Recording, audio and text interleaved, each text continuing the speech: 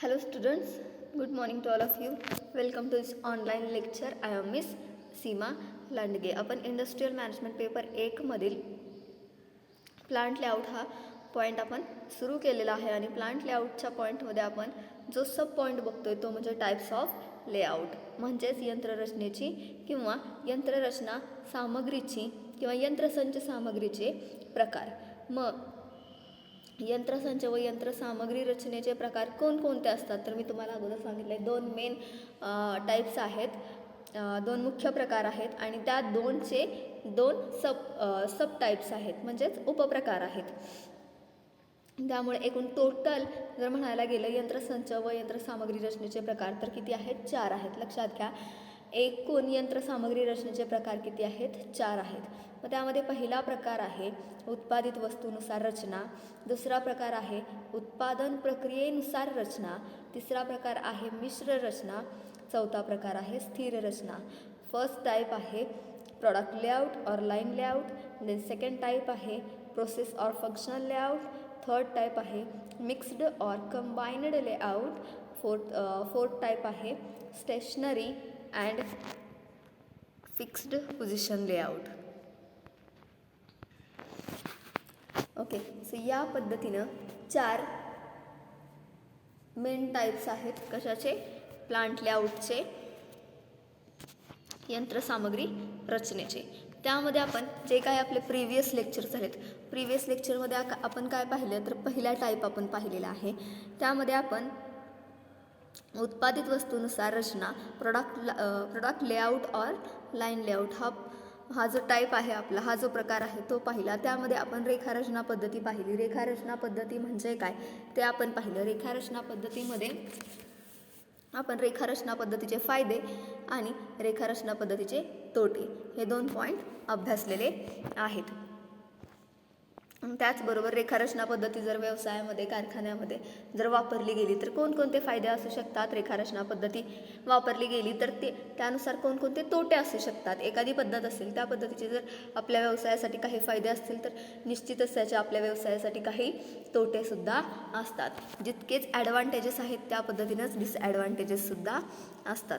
So आपण रेखारचना पद्धतीचे फायदे आणि तोटे बघितलेले आहेत. रेखारचना पद्धतीमध्ये महत्त्वाचं सांगितलं गेलं आहे की जी काही तुमच्या कारखान्यामध्ये यंत्रसामग्रीची रचना केली जाईल ती तुमची एका सरळ रेषेमध्ये, एका सरळ लाईनमध्ये असणं आवश्यक आहे आणि ती एकाच विभागामध्ये असली पाहिजे. एका लाईनमध्ये असली पाहिजे आणि एकाच विभागामध्ये असली पाहिजे.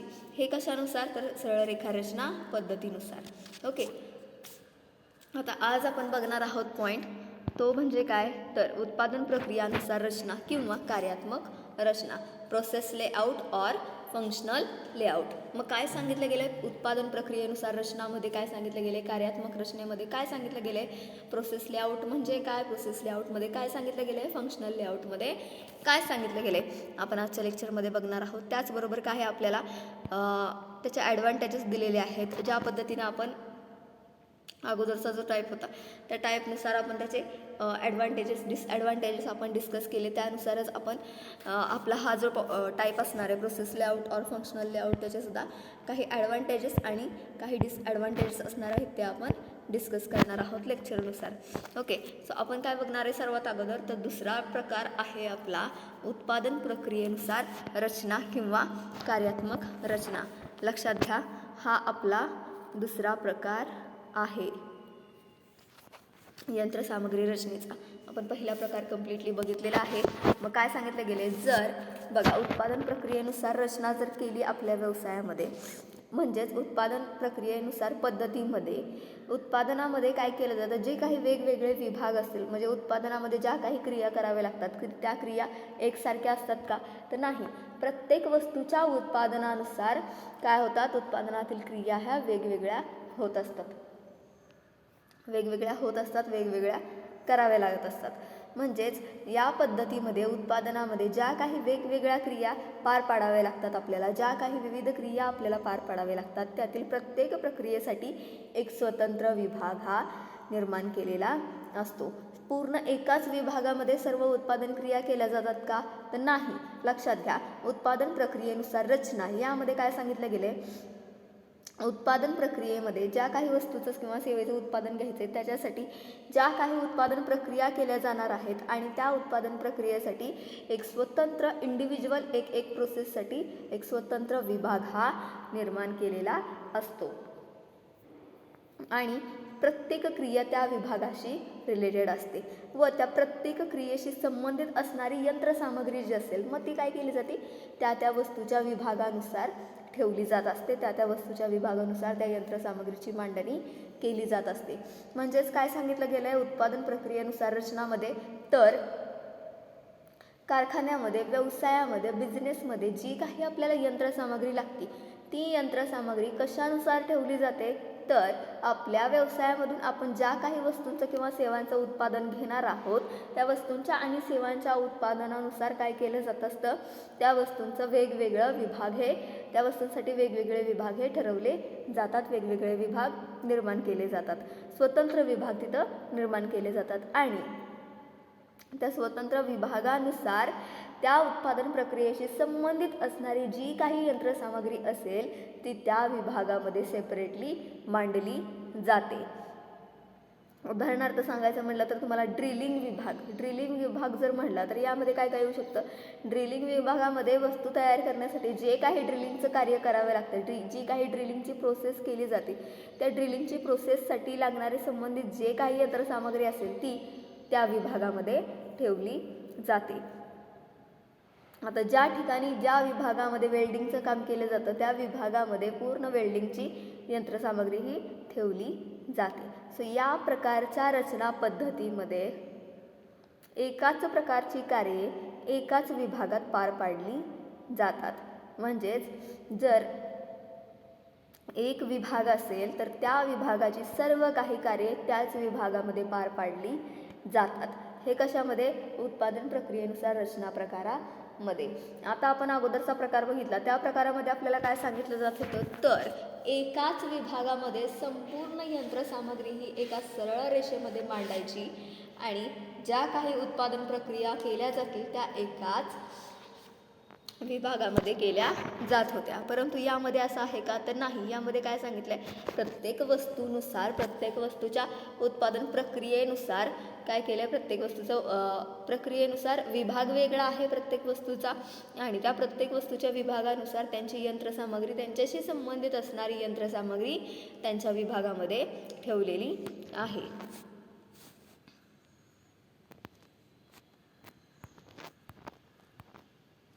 ओके म्हणजे आपल्याला इथं काय समजतंय तर ज्या काही बघा या काही प्रकारच्या रचना पद्धतीमध्ये एकाच प्रकारची कार्ये ही एका विभागामध्येच पार पाडली जातात सर्व कार्य एका विभागात होतात का तर नाही त्याच्याशी रिलेटेड जे काही कार्य आहे ते एका विभागामध्ये पार पाडायचं ओके व वस्तू उत्पादनामध्ये एका विभागातील एक प्रक्रिया पूर्ण झाल्यानंतर तो माल दुसऱ्या विभागामध्ये शिफ्ट केला जातो किंवा पाठवला जातो बघा जर ए विभाग असेल ओके बी विभाग असेल सी विभाग असेल ए बी सी या पद्धतीचे 3 डिपार्टमेंट जर असतील तर ए डिपार्टमेंटमध्ये जे काही कच्च्या मालावरती प्रक्रिया झालेली आहे ती जर पूर्ण झालेली असेल तर तो कच्चा माल बी डिपार्टमेंटमध्ये डी विभागामध्ये काय केला जातो शिफ्ट केला जातो पुढच्या प्रक्रियेसाठी पाठवला जातो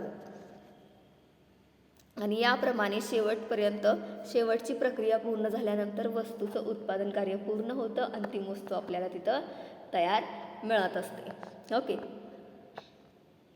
आता आपण बघणार आहोत की उत्पादन प्रक्रिया जी आहे त्या उत्पादन प्रक्रियेची रचना जी आहे त्यानुसार काय केलं जातं उत्पादन प्रक्रिया रचनानुसार कोणकोणते किंवा उत्पादन रचना प्रक्रिया जर व्यवसायामध्ये आपण वापरली तर आपल्याला कोणकोणते ॲडव्हान्टेजेस होऊ शकतात कोणकोणते आपल्याला कोणता आपल्याला फायदा इथं होऊ शकतो जर आपण उत्पादन प्रक्रियेनुसार जर रचना आपल्या व्यवसायामध्ये यंत्रसामग्रीची केली ओके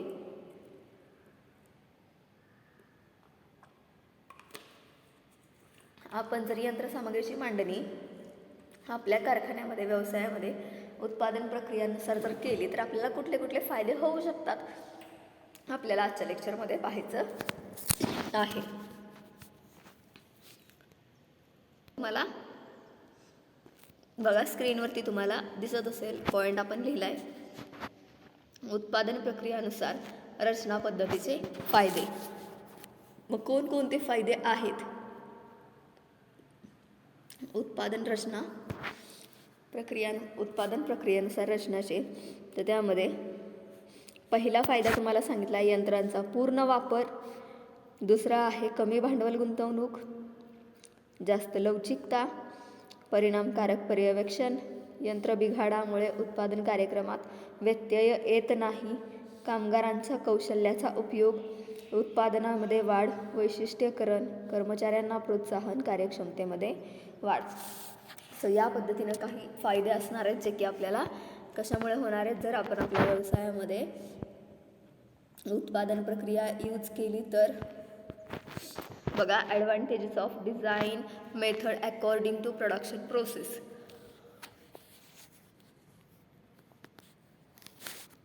उत्पादन प्रक्रियेनुसार रचना जर आपण आपल्या व्यवसायामध्ये केली तर कुठले कुठले फायदे होऊ शकतात. सो ॲडव्हान्टेजेस सांगितलेत. त्यामध्ये पहिला ॲडव्हान्टेज आहे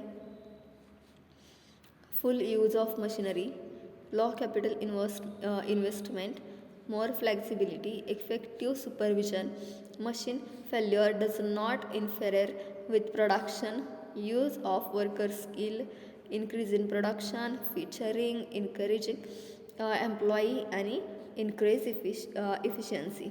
सो या पद्धतीने काय असणार आहेत फायदे असणार आहेत कशाचे जर आपण आपल्या व्यवसायामध्ये कारखान्यामध्ये यंत्रसामग्रीची मांडणी उत्पादित प्रकारानुसार जर केली तर.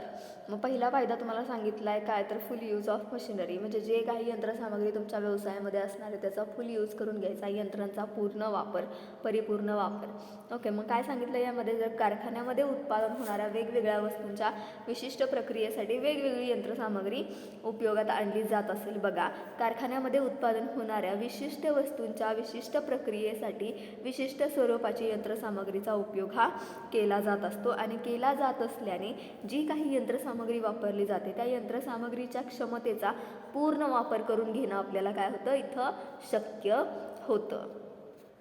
कारण प्रत्येक उत्पादन प्रक्रियेशी रिलेटेड असणारी यंत्रसामग्री ही त्या विभागामध्ये त्या डिपार्टमेंटमध्ये ठेवलेली असते. त्यामुळं तेवढ्याच यंत्रसामग्रीच्या क्षमतेचा आपल्याला परिपूर्ण वापर तिथं करता येतो आणि त्यानुसार आपण आपलं उत्पादन हे घेऊ शकतो.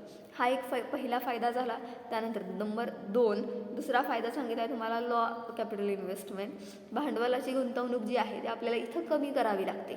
बघा, भांडवलाची गुंतवणूक जी आहे ती आपल्याला इथं कमी करावी लागते. मग कशा पद्धतीने ती आपल्याला कमी करावी लागते तर काय सांगितलं यंत्रांची जी काही क्षमता असेल, एखादं यंत्र असेल XYZ नावाचं, त्यामधून त्याची जी क्षमता आहे त्याची जी कॅपॅसिटी आहे तेवढ्या काम करण्याची तेवढे कॅपॅसिटीचा यूज आपण तिथं केला पाहिजे आणि यंत्राची जी काही क्षमता आहे त्या क्षमतेचा पूर्ण वापर आपण केला पाहिजे. आणि जर त्याचा पूर्ण वापर केला जात असेल तर रेखारचनेप्रमाणे जी काही आपण रेखारचना पद्धती पाहिली त्या रेखारचनाप्रमाणेच एकच प्रक्रिया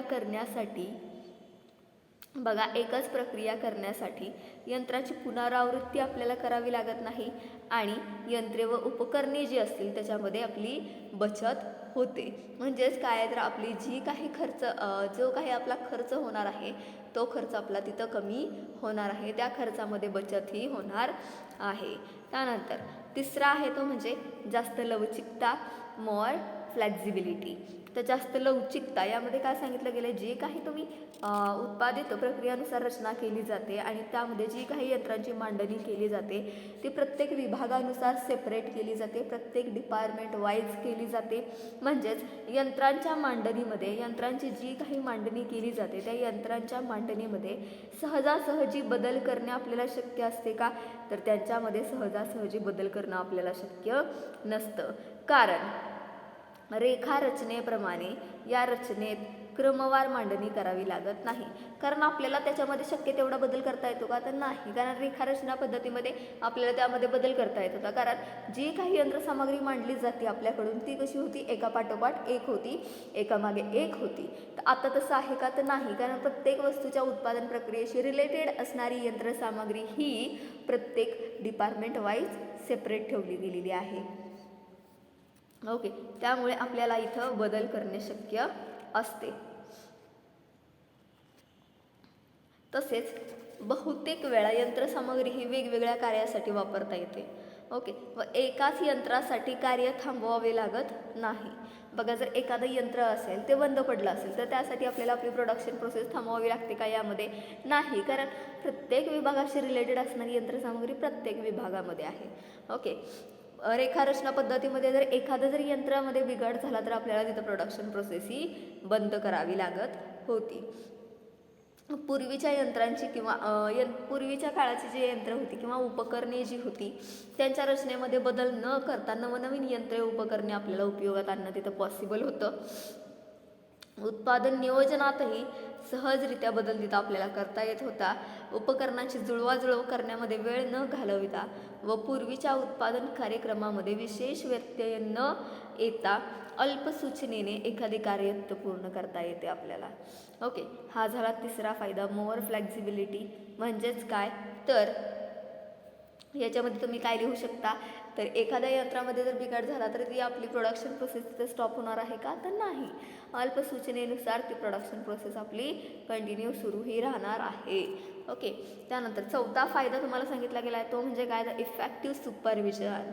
बघा, इफेक्टिव्ह सुपरविजन, जी काही यंत्रसामग्री आहे त्याच्यावरती सुपरविजन करणं महत्त्वाचं आहे, त्यावरती कंट्रोल असणं अतिशय महत्त्वाचं आहे. त्याचबरोबर ती यंत्रसामग्री ऑपरेट करणारे जे काही एम्प्लॉईज आहेत ते एम्प्लॉईज कशा पद्धतीनं ते यंत्रसामग्री हँडल करतात, मशिनरी हँडल करतात, त्यांच्यावरती आपलं सुपरविजन असणं आवश्यक आहे. म्हणजेच परिणामकारक पर्यवेक्षण. काय सांगितलं जातं यामध्ये, तर पर्यवेक्षकांना काही ठराविक मर्यादित यंत्रांचे व त्या यंत्रांच्या कार्याचं काय करावं लागत असतं, सुपरविजन करावं लागत असतं. काही लिमिटेड मशिनरी असतात की त्यांच्यावरती प्रॉपर लक्ष आपल्याला ठेवावे लागत असतं. ओके, त्यांना प्रॉपर सुपरवाईज करावं लागत असतं आणि त्यांना जर प्रॉपर सुपरवाईज करावं लागत असल्यामुळे पर्यवेक्षकाच्या ज्ञानाचा व कौशल्याचा परिपूर्ण वापर आपल्याला तिथं करता येतो. पर्यवेक्षक जो असणार आहे त्याचं प्रॉपर स्किल आपल्याला तिथं यूज करता येतं. उदाहरणार्थ सांगायचं म्हटलं तर ड्रिलिंग मशीन. ओके, ड्रिलिंगमध्ये तज्ज्ञ जे लोक असतील, ड्रिलिंग स्पेशलिस्ट जे असतील, ते पर्यवेक्षकाला फक्त ड्रिलिंग विभागाचंच पर्यवेक्षण करता येतं. ओके, एखादा व्यक्ती असतो तो की ड्रिलिंग करण्यामध्ये एक्सपर्ट असतो, मग त्याला ड्रिलिंग डिपार्टमेंट जे असेल त्या ड्रिलिंग डिपार्टमेंटचंच काय केलं जातं, पर्यवेक्षण त्याला करण्यासाठी ठेवलं जातं आणि तो चांगल्या पद्धतीने पर्यवेक्षण त्या डिपार्टमेंटचंच करू शकत असतो. प्रत्येक पर्यवेक्षकाला अशा प्रकारे विशिष्ट यंत्रसामग्री असते, विशिष्ट स्वरूपाची मशिनरी असते आणि त्याचे कार्य तिथं त्यांना करावे लागत असते. ओके, प्रत्येक पर्यवेक्षक आपापल्या कार्यामध्ये निष्णात असतो. म्हणजे जो काही पर्यवेक्षक नेमला जातो तो त्याचं स्किल बघून नेमला जातो आणि तो त्याला जे कार्य सांगितलेलं आहे त्याचं जे काम आहे त्या कामामध्ये एक्सपर्ट असतो. ओके, तसेच त्यामध्ये यंत्रांची दुरुस्ती असेल, यंत्रे रिपेअरिंग करणं असेल, यंत्रांचे देखभाल घेणं असेल, प्रशिक्षण असेल त्या यंत्रांचं वेगवेगळं, त्या यंत्राची तपासणी करणं असेल, त्या यंत्रांवरती कंट्रोल ठेवणं असेल, उत्पादन नियोजन प्लॅनिंग असेल, यामध्ये काय असतात ते एक्सपर्ट असतात. ओके, हा झाला आपला चौथा फायदा. त्यानंतरचा फायदा सांगितला गेला तो म्हणजे कामगारांच्या कौशल्याचा उपयोग. पाचवा फायदा तुम्हाला सांगितला तो म्हणजे यंत्र बिघाडामुळे उत्पादन कार्यक्रमामध्ये व्यत्यय येत नाही. बघा, जी काही यंत्रसामग्री असेल, मशिनरी असेल, जर मध्येच बिघाड झाला त्यामध्ये तर त्या यंत्रसामग्रीच्या बिघाडामध्ये काय सांगितलं गेलं आहे, व्यत्यय येत नाही.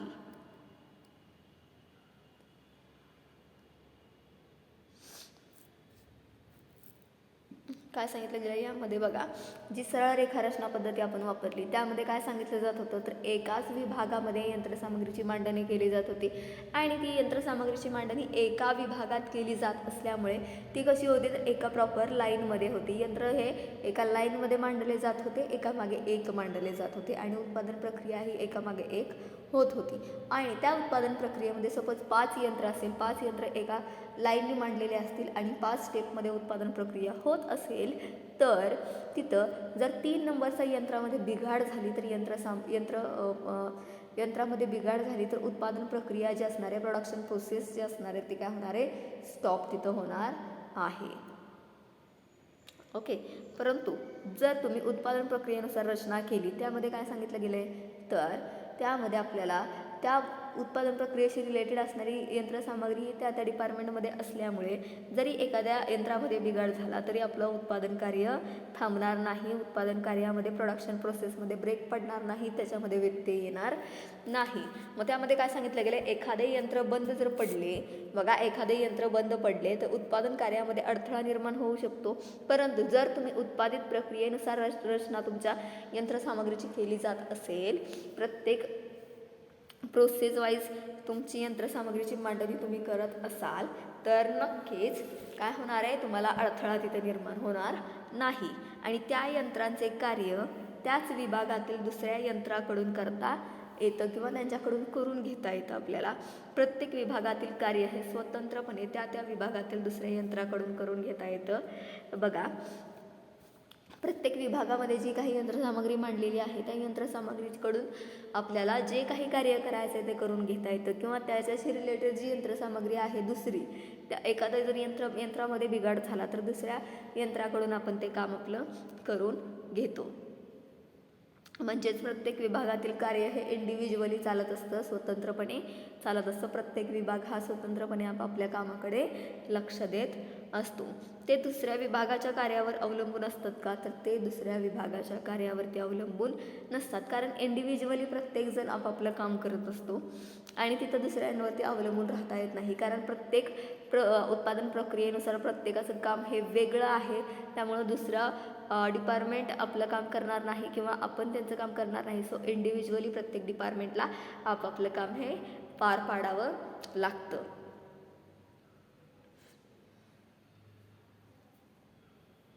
जर एखादं यंत्र बंद पडलं, बघा जर एखाद्या यंत्र बंद पडलं, त्यामध्ये बिघाड झाला तर उत्पादन कार्यक्रम जो असणार आहे, ते उत्पादन प्रक्रिया जी असणार आहे त्यामध्ये थोडा बदल करून अतिमहत्त्वाचं जे काम आहे ते आपण पहिल्यांदा करून घेऊ शकतो. अतिमहत्त्वाचं काम अगोदर पूर्ण केलं जाऊ शकतं आणि यामुळंच जर एखादं यंत्र बंद पडलं, एखाद्या यंत्रामध्ये जर बिघाड झाला तर त्या पुढील कार्यावरती त्याचा परिणाम तिथं होत नाही व उत्पादनामध्ये विलंब किंवा नुकसान होत नाही. ओके, हा झाला 5वा फायदा. अतिशय महत्त्वाचा आहे कारण तुमची प्रोडक्शन प्रोसेस बंद न पडणं हे महत्त्वाचं आहे. प्रोडक्शन प्रोसेस कंटिन्यू चालू राहणं महत्त्वाचं आहे आणि या उत्पादन प्रक्रियेनुसार जर तुम्ही रचना केली तुमच्या यंत्रसामग्रीची नक्कीच तर काय होणार आहे, तुमची यंत्रसामग्री व्यवस्थित राहणार आहे. त्याचबरोबर ती तुमची उत्पादन प्रक्रिया जी असणार आहे, प्रोडक्शन प्रोसेस जी असणार आहे ती अखंडित स्वरूपाने चालू राहणार आहे. कामगारांच्या कौशल्याचा उपयोग, यामध्ये काय सांगितलं गेलं आहे, या रचना पद्धतीमध्ये विशेषीकरणाला वाव असल्यामुळे बघा कामगारांच्या कौशल्याचा उपयोग. ही जी रचना पद्धती आपण बघतोय, कुठली रचना पद्धती, उत्पादन प्रक्रियेनुसार रचना पद्धती. यामध्ये कामगारांचं स्किल जे आहे ते कामगारांच्या स्किलला जास्तीत जास्त महत्त्व दिलं गेलेलं आहे. सरळ रेखा रचना पद्धतीमध्ये कामगारांच्या स्किलला कमी महत्त्व दिलं गेलेलं आहे. कारण सरळ रेखा रचना पद्धतीमध्ये एकाच विभागामध्ये सर्व यंत्रसामग्री ठेवली जात असल्यामुळे एकाच विभागामध्ये कमीत कमी कर्मचारी ते हँडल करू शकतात. ओके, त्यामुळं कर्मचाऱ्यांचे कौशल्य जे असेल, एम्प्लॉई स्किल जे असेल त्याला जास्तीत जास्त वाव तिथं आपल्याला देता आला नाही किंवा देता आलेला नाही. मग ह्या यंत्रसामग्री रचनेमध्ये आपण कामगारांचं कौशल्य, एम्प्लॉई स्किल जे असणार आहे त्याला आपण जास्तीत जास्त वाव तिथं देणार आहे आणि तिथं देता आलेला आहे. एम्प्लॉई स्किल जे आहे त्याचा जास्तीत जास्त यूज आपण तिथं करू शकतो. या कामगार कौशल्याचा उपयोग या रचना पद्धतीमध्ये काय सांगितले, या एम्प्लॉई स्किलला विशेष प्राधान्य दिले गेलेलं आहे. प्रत्येक विभागामध्ये प्रत्येक विभागाचं जे काही कार्य असेल त्या विभागाच्या त्या कार्यामध्ये त्या स्किलफुल एम्प्लॉईंची नेमणूक तिथे केली जात असते. स्किलफुल एम्प्लॉई तिथं अपॉइंट केले जात असतात. ओके, आणि यामुळे कर्मचारी जे असतात ते कर्मचाऱ्यांना जे काही आपल्याबद्दल असणारं कर्मचाऱ्यांना आपल्या कामाबद्दल असणारं यंत्रसामग्रीबद्दल असलेलं जे काही स्किल असणार आहे, त्यांच्याकडे जे काही नॉलेज असणार आहे त्याचा आपण प्रॉपर यूज करून घेऊ शकतो आणि आपल्याला त्यांच्या कौशल्याचा उपयोग तिथं करण्याची संधी ही मोठ्या प्रमाणामध्ये मिळत असते. कारण प्रत्येक डिपार्टमेंट वाईज, प्रत्येक विभागावाईज जे काही कर्मचारी नेमले जातात ते त्यामध्ये कसे असतात, निपुण असतात, त्यामध्ये एक्सपर्ट असतात. ओके, हा झाला आपला 6वा फायदा. त्यानंतर 7वा फायदा सांगितला गेला आहे तो म्हणजे उत्पादनामध्ये वाढ. अतिशय महत्त्वाचं आहे की आपल्या उत्पादनामध्ये वाढ व्हावी. आपल्या उत्पादनामध्ये ज्या वेळेला वाढ होते त्यावेळेला नक्कीच आपल्या व्यवसायामध्ये सुद्धा वाढ ही होत असते. व्यवसायामध्ये वाढ झाली म्हणजेच आपल्या नफ्यामध्ये वाढ झाली, म्हणजेच जी काही आपली पूर्वनिर्धारित उद्दिष्टे असणार आहेत व्यवसायाची ती उद्दिष्टे तिथे साध्य होणार आहेत. आता 7वा फायदा काय सांगितला आहे, जर आपण आपल्या व्यवसायामध्ये उत्पादन प्रक्रियेनुसार जर यंत्रसामग्रीची रचना केली तर आपल्या उत्पादनामध्ये वाढ होऊ शकतो. मग कशा पद्धतीने वाढ होऊ शकते आपल्या उत्पादनामध्ये, तर पूर्वीच्या रचनेमध्ये जी काही पूर्वीची रचना यंत्रसामग्रीची असणार आहे त्या रचनेमध्ये फारसा बदल न करता नवनवीन यंत्रसामग्री असेल व इतर उत्पादन सामग्री उपयोगात आणणं आपल्याला इथं शक्य होतं. कारण आपली जी यंत्रसामग्रीची मांडणी केलेली जाणार आहे ते प्रत्येक विभागानुसार वेगवेगळी केली जाणार आहे. जर आपण एखादं नवीन यंत्रसामग्री आणली तरी ती आपल्याकडे व्यवस्थित ऑपरेट केली जाऊ शकते. आणि जर वेगवेगळ्या पद्धतीची यंत्रसामग्री उपयोगात आपण आणली तर शक्य तेवढं आपण काय करू शकतो, आपल्या उत्पादनामध्ये वाढ करणं आपल्याला इझी जातं, सुलभ जातं, म्हणजेच आपल्या उत्पादनामध्ये वाढ तिथं करणं आपल्याला सोपं पडतं. ओके, हा एक झाला 7वा फायदा. त्यानंतर 8वा फायदा सांगितला आहे तो म्हणजे काय आहे तर फीचरिंग, वैशिष्ट्यकरण. काहीतरी वैशिष्ट्यकरण असलं पाहिजे, म्हणजे काहीतरी वैशिष्ट्य त्यामध्ये असलं पाहिजे. मग काय सांगितलेलं, उत्पादनातील जी काही प्रक्रिया केली जाते आणि प्रत्येक प्रक्रिया जी केली जाते त्या प्रत्येक प्रक्रियेसाठी कार्यासाठी विशिष्ट प्रकारची यंत्रसामग्री वापरली जाते. आता कारखान्यामध्ये 7 डिपार्टमेंट असतील, 7 डिपार्टमेंटच्या ज्या काही मशिनरी असतील त्या वेगवेगळ्या असणार आहेत आणि 7ही मशिनरीमधून जी काही प्रोसेस केली जाणार आहे ती सेपरेट असणार आहे, ती वेगळी असणार आहे. असं होणार आहे का एखाद्या वेळेला की 7ही मशीनमधून एकच काम केलं जात आहे, तर नाही. ओके, सो उत्पादनातील प्रत्येक कार्यासाठी प्रत्येक प्रक्रियेसाठी विशिष्ट प्रकारची यंत्रसामग्री वापरली जाते, कारण जी काही प्रत्येक यंत्रसामग्रीचं कार्य आहे ते विशिष्ट स्वरूपाचं आहे आणि वेगवेगळ्या प्रकारचं आहे. त्यामुळे जी काही यंत्रसामग्री वापरली जाते ती वेगवेगळ्या पद्धतीची वापरली जाते. त्यामुळे काय होतं की त्या वैशिष्ट्यीकरण तिथे निर्माण होतं. ओके, त्यानंतर 9वा फायदा सांगितला आहे तो म्हणजे कर्मचाऱ्यांना प्रोत्साहन. कर्मचाऱ्यांना प्रोत्साहन कशा पद्धतीने मिळतं तर कर्मचारी व पर्यवेक्षकांना बघा, कर्मचारी व पर्यवेक्षक यांना आपापल्या मनाप्रमाणे काम मिळत असल्याने जे काही कर्मचारी असतील, पर्यवेक्षक असतील, त्यांना आपापल्या मनाप्रमाणे काम मिळत असतं. आणि जर त्यांना आपापल्या मनाप्रमाणे काम मिळत असेल तर कौशल्याचा वापर तिथं त्यांचा केला जात असेल तर नक्कीच कर्मचाऱ्यांना तिथं प्रोत्साहन मिळणारे कर्मचारी तिथं मोटिवेट होणार आहेत. आणि ज्या ठिकाणी कर्मचारी मोटिवेट होऊन स्वतःहून मोटिवेट होऊन ज्या वेळेला काम करतात त्यावेळेला नक्कीच तिथं जास्तीत जास्त सक्सेस हा मिळणार असतो. कर्मचारी हे ज्या वेळेला आनंदी होऊन काम करतात त्यावेळेला नक्कीच त्या बिझनेसला सक्सेस हा मिळणार असतो. प्रत्येक कर्मचाऱ्यांनी आनंदी होऊनच काम करणं महत्त्वाचं आहे, गरजेचं आहे. प्रत्येक कर्मचारी जो असणार आहे, प्रत्येक पर्यवेक्षक जो असणार आहे, तो पर्यवेक्षक असेल, कर्मचारी असेल, त्या कर्मचाऱ्यांनी आपलं जे काही स्किल आहे ते स्किल दाखवणं अतिशय आवश्यक आहे. आणि ज्या वेळेला कर्मचाऱ्यांना आपल्या कौशल्य दाखवण्यासाठी ज्या वेळेला तिथे संधी मिळते त्यावेळेला त्यांनी त्या संधीचं सोनं करणं गरजेचं आहे आणि त्यावेळेला त्यांना त्यांच्या कामामधून समाधान तिथं मिळणार आहे. ओके, आणि प्रत्येक कर्मचारी हा स्किलफुल असतो, म्हणजेच त्या कर्मचाऱ्याची नेमणूक तिथं केलेलीच असते. त्यामुळं काय आहे तर कर्मचाऱ्यांना आपलं स्किल दाखवण्यासाठी तिथं संधी निर्माण झालेली असते. आणि त्याचबरोबर प्रत्येक कर्मचारी हा विशिष्ट विभागामधील जरी असला तरी तो त्याच्या कामामध्ये कसा असतो, एक्सपर्ट हा असतो. त्यामुळे कर्मचाऱ्यांना जास्तीत जास्त प्रोत्साहन तिथे मिळतं आणि कर्मचारी प्रोत्साहित होऊन ज्या वेळेला काम करतात त्यावेळेला नक्कीच आपल्या बिझनेसला तिथं सक्सेस हा मिळणार असतो. आणि कर्मचाऱ्यांनी प्रोत्साहित होऊन मोटिवेट होऊन काम करणं अतिशय गरजेचं आहे, अतिशय महत्त्वाचं आहे. ओके, सो या पद्धतीनं आपण बघितला 9वा फायदा. मग 10वा फायदा काय आहे? 9वा फायदा आहे कर्मचाऱ्यांच्या प्रोत्साहनामध्ये वाढ. मग त्यानंतर कार्यक्षमतेमध्ये वाढ. ज्या वेळेला कर्मचारी प्रोत्साहित होतो आणि काम करतो त्यावेळेला तो आनंदी असतो आणि त्यावेळेला तो जास्त कामसुद्धा करण्यासाठी तयार असतो. ओके, जास्त काम करण्यासाठी तयार असतो. मग कार्यक्षमतेमध्ये वाढ. मग कार्यक्षमतेमध्ये वाढ कशी होते? जी काही तुमची इफिशियन्सी असेल ती इन्क्रीज होते. मग ती कशा पद्धतीने इन्क्रीज होते? जर तुम्ही तुमच्या व्यवसायामध्ये उत्पादन प्रक्रियेनुसार रचनेनुसार जर यंत्रसामग्रीची मांडणी केली जात असेल तर तुमची इफिशियन्सी इन्क्रीज कशी होते? तुमच्या कार्यक्षमतेमध्ये वाढ कशी होते? तर प्रशिक्षित कर्मचारी जे असणार आहेत, स्किल्डफुल वर्कर जे असणार आहेत, त्या प्रशिक्षित कर्मचारी जे असणार आणि त्या कर्मचाऱ्यांच्या तंत्रज्ञानाचा पूर्ण वापर करून तिथं आपल्याला घेता येतो. कारण जे एम्प्लॉई स्किलफुल्ड आहेत त्यांचं स्किल आपण तिथं पूर्ण यूज करून घेऊ शकतो.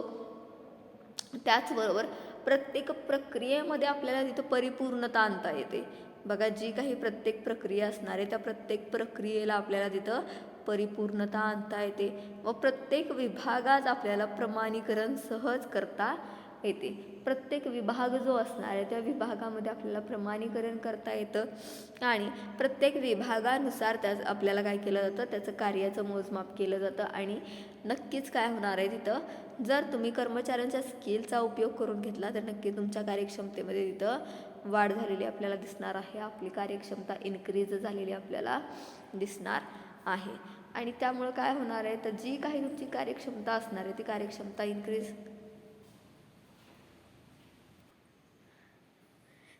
जी काही तिथं कार्यक्षमता असणार आहे कर्मचाऱ्यांची, ती कार्यक्षमता काय होणार आहे, वाढणार आहे. सो या पद्धतीनं आपण 10 नंबर्स आहेत, आपल्याला 10 फायदे आहेत जर आपण आपल्या कारखान्यामध्ये व्यवसायामध्ये उत्पादन प्रक्रियेनुसार रचना जर यंत्रसामग्रीची केली तर या पद्धतीचे 10 वेगवेगळे फायदे आहेत जे की आपल्याला होऊ शकतात, आपल्या व्यवसायामध्ये होऊ शकतात. मग त्यामध्ये आपण काय काय पाहिलं तर full use of machinery. Okay, मशिनरींचा फुल यूज करून घेणं म्हणजे यंत्रांचा पूर्ण वापर करून घेणं. त्यानंतर लो कॅपिटल इन्व्हेस्टमेंट, जी काही तुमची गुंतवणूक असणार आहे भांडवलाची ती कमी. त्यानंतरचं जे काय असणार आहे ते मोर फ्लेक्झिबिलिटी, लवचिकता जास्तीत जास्त. इफेक्टिव्ह सुपरविजन म्हणजेच तुमचं पर्यवेक्षण जे असणार आहे ते पर्यवेक्षण कसं तुमचं कार्यक्षम असलं पाहिजे. त्यानंतर machine failure does not interfere with production, यंत्र बिघाडामुळे जी काही उत्पादन प्रक्रिया असणार आहे त्यामध्ये ब्रेक पडणार नाही, त्यामध्ये व्यत्यय येणार नाही, त्यामध्ये अडथळा निर्माण होणार नाही. यूज ऑफ वर्कर स्किल, कामगारांच्या कौशल्याचा परिपूर्ण उपयोग करून घेणं. इन्क्रीज इन प्रोडक्शन असेल, उत्पादनामध्ये वाढ असेल. वैशिष्ट्यीकरण, फीचरिंग, इन्क्रीजिंग एम्प्लॉई, कर्मचाऱ्यांना प्रोत्साहन आणि कार्यक्षमतेमध्ये वाढ. ओके, सो या पद्धतीने आपण काय पाहिलं आहे, advantages of design method according to production process.